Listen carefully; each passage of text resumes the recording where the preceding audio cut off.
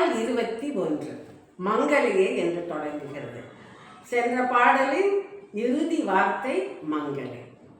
என்றும் சுமங்கலியாக இருப்பவளே,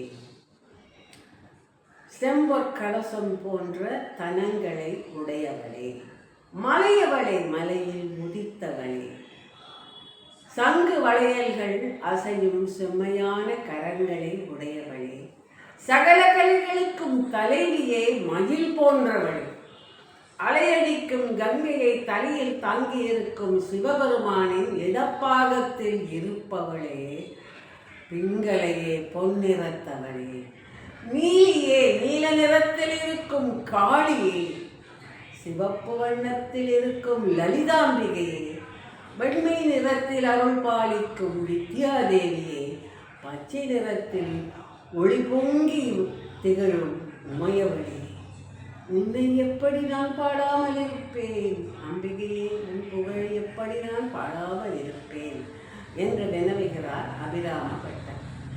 இங்கே அம்பிகை எடுத்திருக்கும் வடிவங்களையும் அவற்றின் வண்ணங்களையும் வரிசைப்படுத்துகிறார் அபிராம பட்டர். அம்பிகையை தொழாமல் ஏற்படும் பாவங்கள் எல்லாம் போக இந்த பாடலை பாட வேண்டும் என்று சொல்வார்கள் பெரியோர்கள்.